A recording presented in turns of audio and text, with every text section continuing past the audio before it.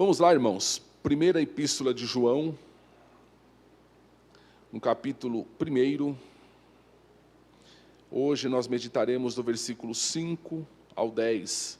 Hoje nós terminaremos o capítulo 1 dessa epístola, dessa importante epístola da Palavra de Deus, escrita pelo apóstolo, chamado apóstolo do amor, o apóstolo João, o irmão de Tiago, o homem que também escreveu o Apocalipse, na ilha de Patmos. 1 João capítulo 1, versículo 5, diz assim a palavra de Deus: Esta é a mensagem que dele ouvimos e transmitimos a vocês. Deus é luz, nele não há treva alguma. Se afirmarmos que temos comunhão com ele, mas andamos nas trevas, mentimos e não praticamos a verdade.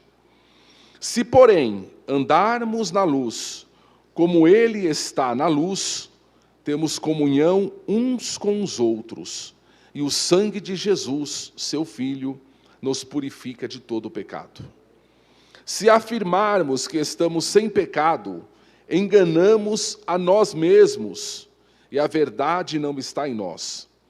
Se confessarmos os nossos pecados, ele é fiel e justo para nos perdoar os pecados e nos purificar de toda injustiça. Se afirmarmos que não temos cometido pecado, fazemos de Deus um mentiroso, e a sua palavra não está em nós. Amém. Na semana passada, irmãos, nós, no capítulo 1, versículo 1 ao 4, nós meditamos sobre o começo do raciocínio de João, que é falar sobre a revelação da vida. João nos mostra que Cristo, que Deus, por meio de Cristo, ele desceu à terra a fim de se revelar ao homem. A palavra desceu, a palavra se encarnou, o verbo se fez carne. E hoje nós meditaremos, irmãos, começaremos a meditar qual é o conteúdo que esta palavra trouxe.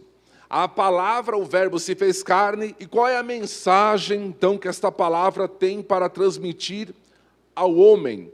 A palavra se manifestou, qual é a mensagem desta palavra? O que ela tem para nos dizer? Então esse é o raciocínio de João. João primeiro fala que a palavra desceu, que a palavra se fez carne, e agora João vai começar a narrar o que esta palavra nos diz. Qual foi a revelação que esta palavra nos trouxe? E João vai dizer o seguinte no versículo 5. A mensagem que nós ouvimos e que nós transmitimos. Ou seja, primeiro esta palavra foi ouvida pelos apóstolos. Eles não criaram a palavra, não criaram a mensagem, ele recebeu a mensagem, ele está transmitindo esta mensagem. Esta mensagem não é fruto, portanto, de pesquisa. Ela não é fruto da imaginação do homem. Ela desceu do céu, ela veio do alto. E outro ponto, irmãos, que importante no texto que lemos, é que a mensagem que nós transmitimos, que João diz isso, ela não é apenas para alimentar intelectos. Ela é uma mensagem que transforma o coração.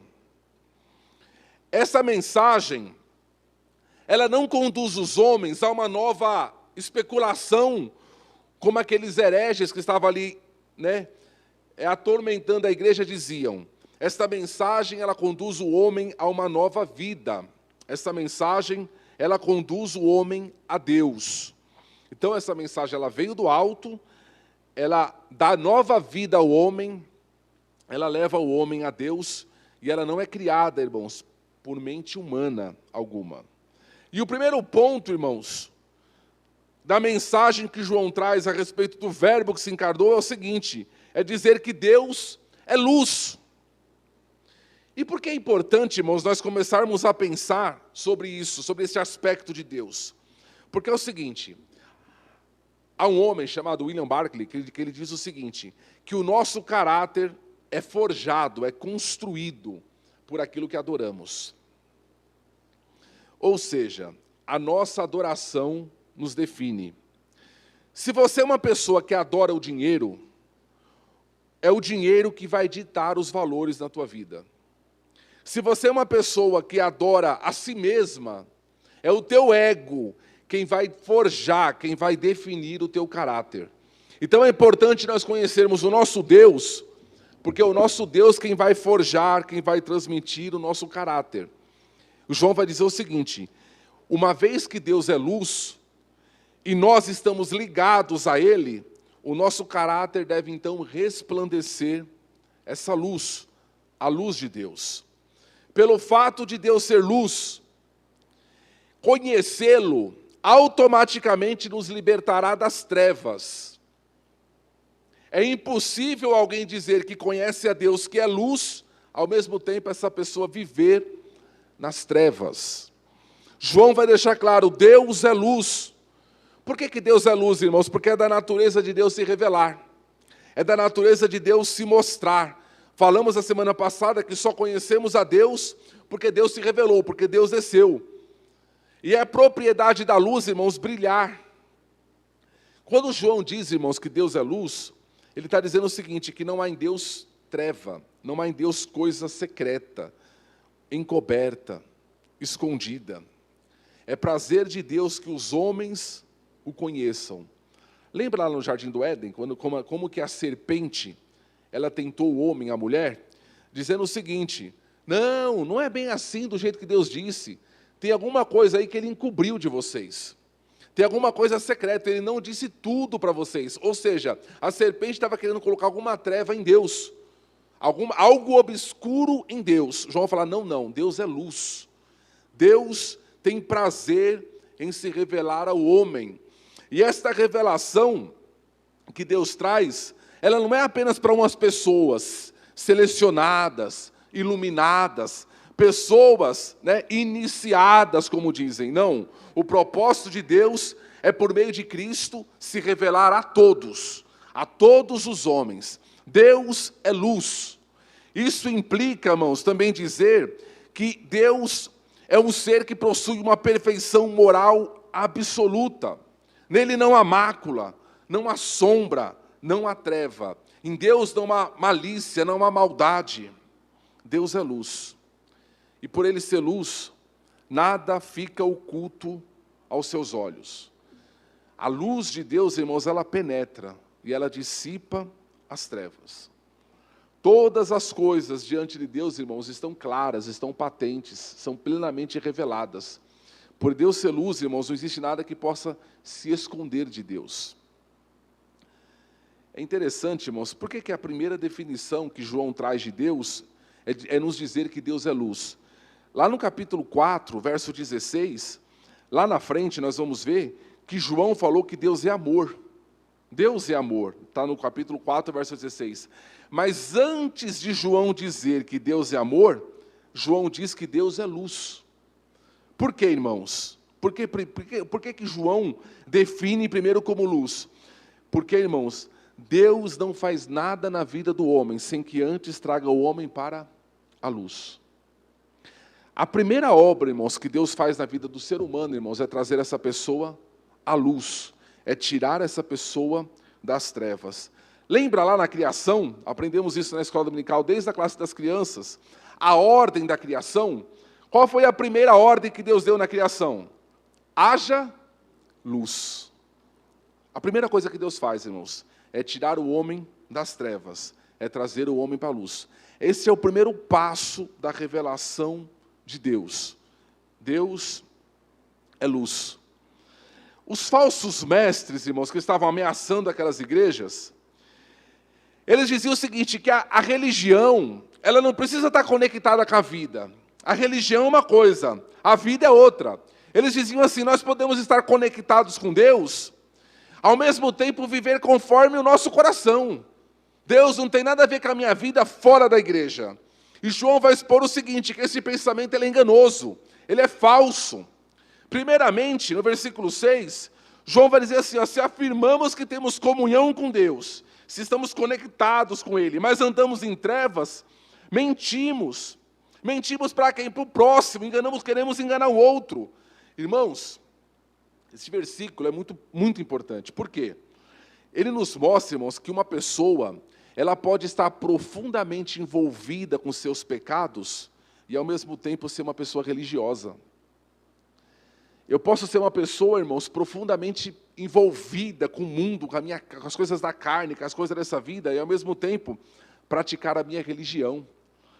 Pessoas que aparentam andar na luz, mas que, na verdade, o coração delas ainda está nas trevas. Andamos nas trevas, irmãos, quando coisas importantes da nossa vida não estão sujeitas à palavra. A nossa carreira, o nosso dinheiro, o nosso sexo, a nossa família. Algumas áreas o Espírito Santo não consegue trabalhar, não consegue agir. Deus é luz, irmãos. E quando alguma área da minha vida, ou algumas áreas da minha vida, elas precisam ficar fora da luz. Sabe o que é estar fora da luz, irmãos? São coisas que eu preciso fazer escondido. Coisas que eu preciso disfarçar. Que eu preciso manter ali debaixo do tapete. João está falando assim, quem pensa dessa forma e quem age dessa forma, está enganando o outro. Quando andamos nas trevas, irmãos, levamos uma vida de desonestidade, de fingimento. Além disso, no versículo 8, João vai dizer assim, se afirmamos que estamos sem pecados, enganamos a nós mesmos, e a verdade não está em nós. A pessoa, irmãos, que tem essa vida dupla, ela diz que conhece a Deus, mas que anda nas trevas, ela engana a si própria. Irmãos, isso daqui é muito tremendo. Por quê? Esse versículo está nos mostrando, irmão, que o pecado ele é tão sutil, o pecado ele é tão astuto, o pecado ele é tão perigoso, irmãos, que ele é capaz de enganar até mesmo quem comete. Olha só o pecado, irmãos. O pecado, irmãos, ele é tão astuto que ele funciona como uma espécie de anestesia. A pessoa comete e, de repente, ela fica insensível àquilo. Ela fica anestesiada.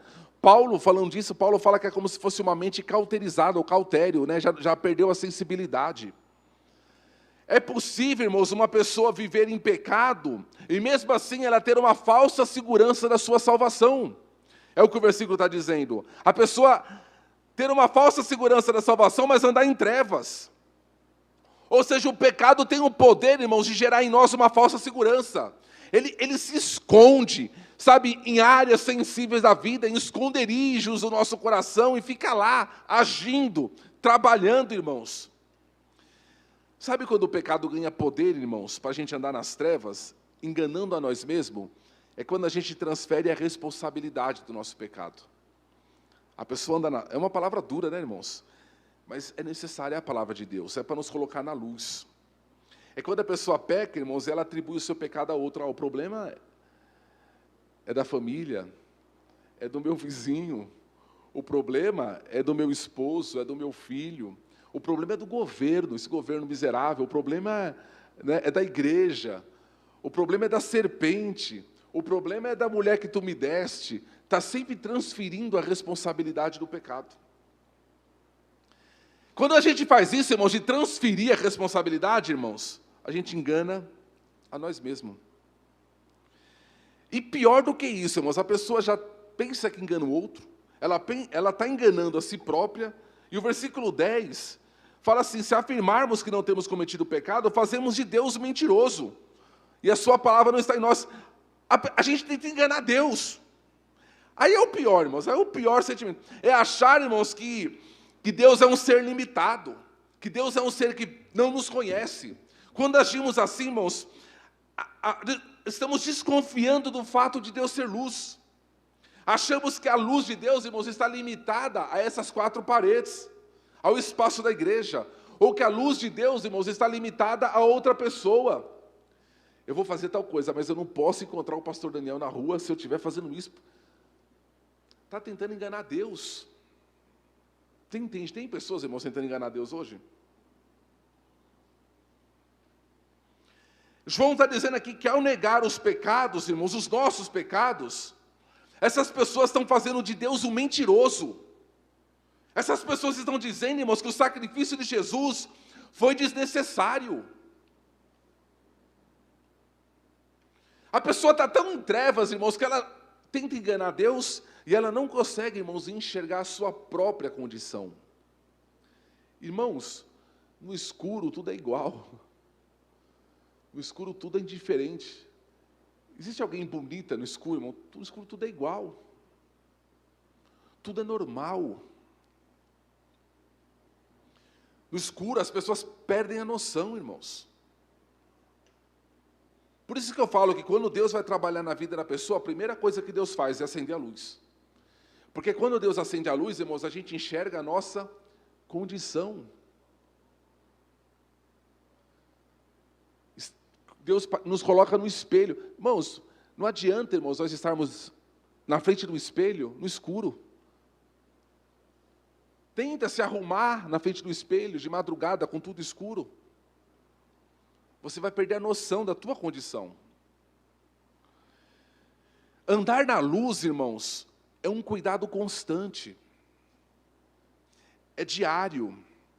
Sabe por quê, irmãos? Porque a gente tem a tendência, irmãos, de procurarmos comunhão com os irmãos, mantendo apenas uma boa aparência.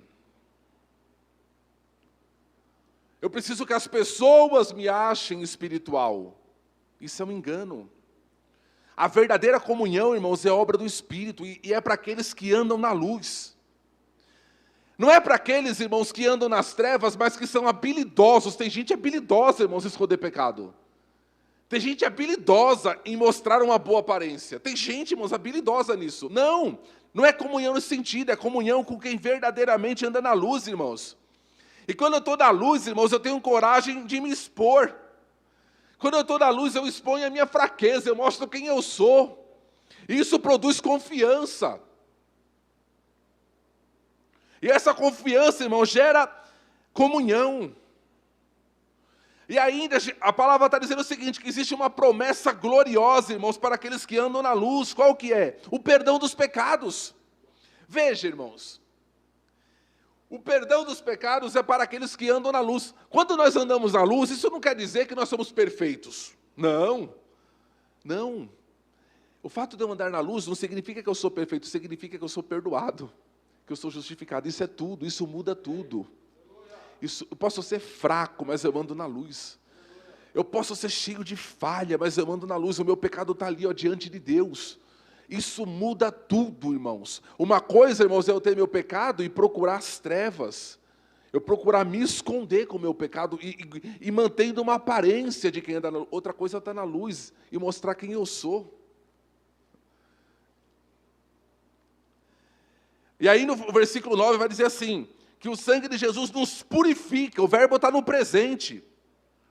Ou seja, é um processo constante. Não é que o sangue de Jesus me purificou lá atrás, nem me purificará lá na frente. Não, me purifica hoje. Ou seja, Ele me purifica dos pecados do passado, irmãos. Ele perdoa os pecados de hoje, Ele perdoa. E os pecados que eu vou cometer amanhã, Ele perdoa também. Eu só preciso ficar na luz. Eu só preciso ficar na presença de Deus.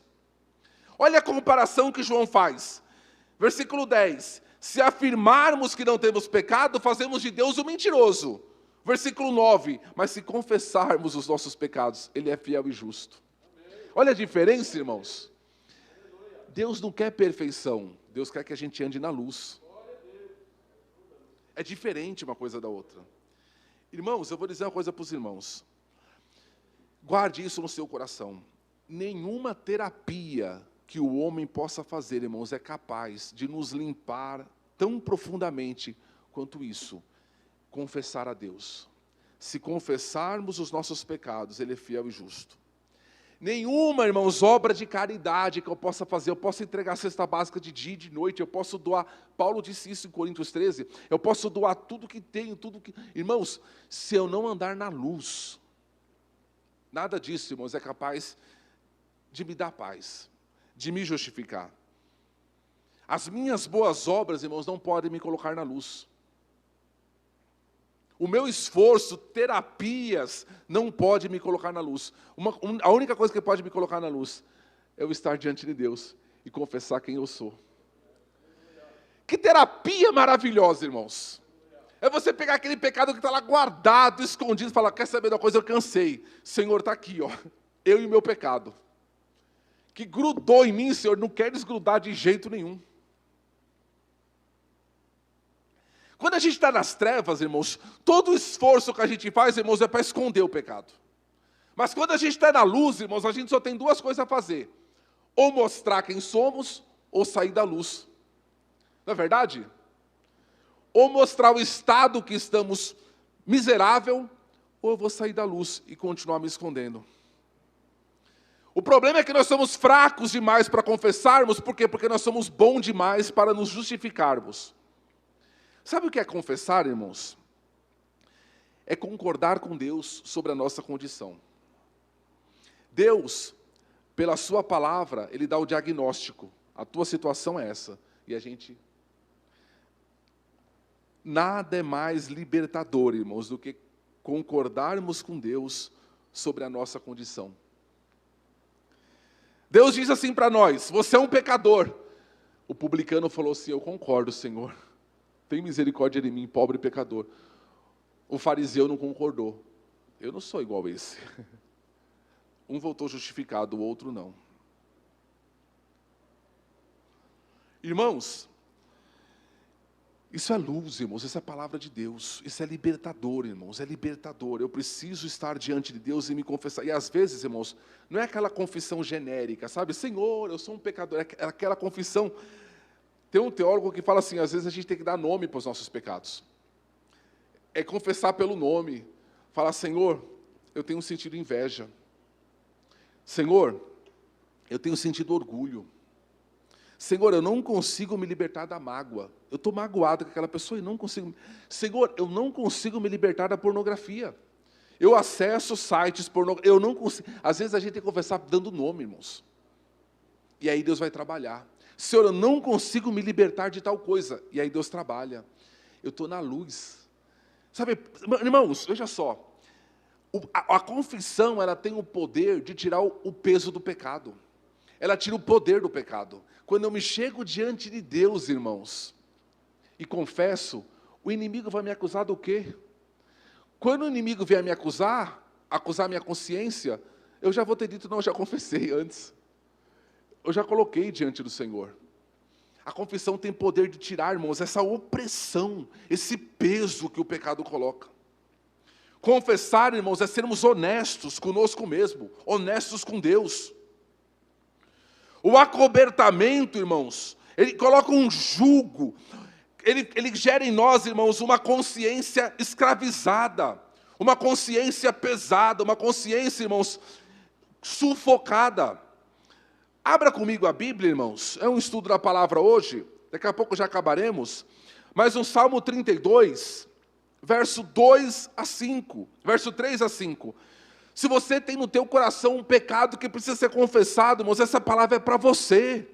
Ouça a palavra de Deus, se confessarmos, Ele é fiel e justo. Eu confio em Deus, por isso eu confesso para Ele. O Salmo 32 é um salmo de Davi, o homem segundo o coração de Deus. Olha o que ele diz no verso 3, falei a leitura na NVI.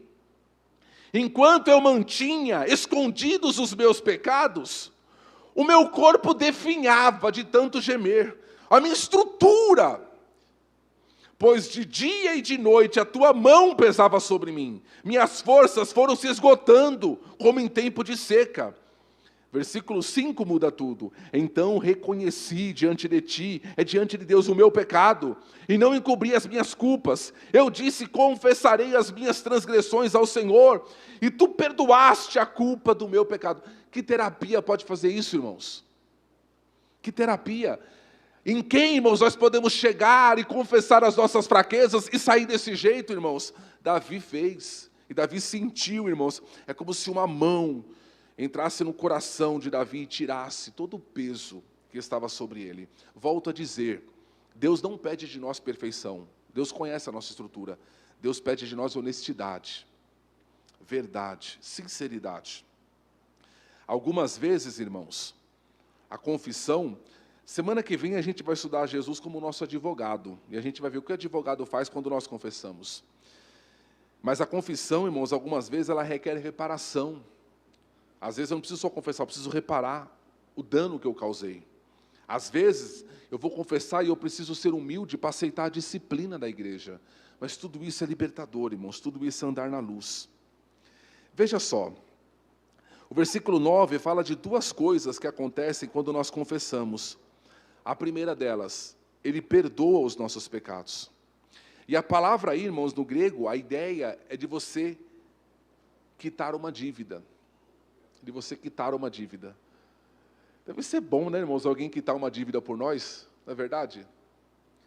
Eu trabalhava no banco, e certa vez eu recebi lá um pastor de uma igreja, irmãos, eu achei tão bonita aquela atitude, e ele foi lá dizendo que um membro dele estava com o nome sujo no banco, e por isso não estava conseguindo arrumar trabalho, não estava conseguindo, né, fazer as coisas. E ele queria saber quanto que era a dívida, irmãos, que a igreja ia pagar. E aí nós fizemos um acordo lá, demos um desconto, a igreja pagou. Eu fiquei imaginando, irmãos, a alegria daquele homem ao descobrir. A sua dívida lá foi paga. É isso daqui, ele perdoa os pecados. A dívida é tirada. Quando a gente confessa, irmãos, é o poder do pecado que sai. Você confessou, foi tirado, né? A dívida foi perdoada. E isso acontece, irmãos, fora de nós. Fora de nós, primeiro. A dívida é paga. Em segundo lugar, Ele nos purifica de todo o mal. Fora de nós, Ele paga a nossa dívida, e dentro de nós, irmãos, acontece dentro, Ele purifica. A mancha que o pecado tinha deixado, a consciência, irmãos, ela é tirada. Irmãos, uma consciência pura, irmãos, não tem preço. Davi fala aqui, ó, no Salmo 32, enquanto eu não confessei, eu escondi, a mão dele pesava sobre mim de dia e de noite. Davi conseguia dormir, irmãos? Era de dia e de noite, a mão de Deus pesando sobre ele. Ah, até que eu criei coragem. Essa é a segurança, irmãos, que Deus nos oferece. A melhor forma, irmãos, de nós confrontarmos o nosso pecado, de nós enfrentarmos o nosso pecado, é confessando. É chegando diante de Deus falando, Senhor, está aqui, ó, o miserável está vivo, viu? Deus é luz. Nada de nos escondermos nas sombras que a vida nos oferece. Né? Aquela palavra lá no culto, na casa dos irmãos, semana passada.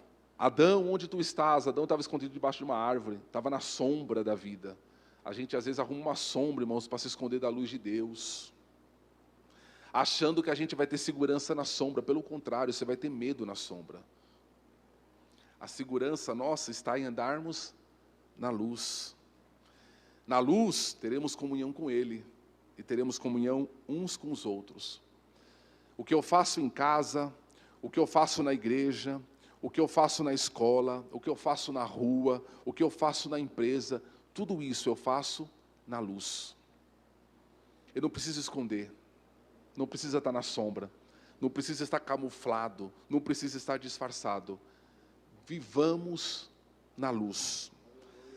Nosso pecado, irmãos, diz o texto, não é algo que precisa ser ignorado ou esquecido. Ele precisa ser colocado na luz e confessado. Colocado na luz e confessado. Ficamos libertos. Como é bom, irmão, saber que eu sou um pecador, mas que eu estou na luz. Como é bom, irmão, saber que Deus deu o meu diagnóstico. Você está falido. É verdade, Senhor. E aí eu sou perdoado. E aí eu sou restaurado. E aí Deus me liberta, Deus me dá força. O pecado já não tem força sobre mim, porque eu coloquei ele diante de Deus. E Deus me ajudou. E Deus me deu vida, Deus te deu vida. Igreja, viva na luz. Viva na luz. Se há algo na tua vida que você sente que está na sombra, que precisa estar ali, sabe, acobertado, que você não pode fazer diante das... Você não pode nem orar por aquilo. Nem orar. Quantas pessoas, irmãos, estão com vergonha de Deus porque vivem na sombra, e Deus está chamando para a luz, e a pessoa está chamando, não, Deus não vai entrar na sombra com você, Deus está te chamando para a luz, vem, confessa, Ele sabe o que você está fazendo. Não adianta querer enganar Deus, irmãos, como se Deus não soubesse, Deus não sabe o que eu faço na sombra, Ele sabe, mas Ele te chama para a luz, porque Ele quer colocar em você a vida dEle. Que Deus te abençoe, igreja, que Deus nos dê graça, que Deus nos dê força, Que Deus nos dê santidade, irmãos. Que não tenhamos vergonha de Deus, nem vergonha uns dos outros. Estamos na luz. Esse sou eu, miserável, pecador, mas arrependido e salvo, perdoado pelo sangue do meu Cristo. Amém.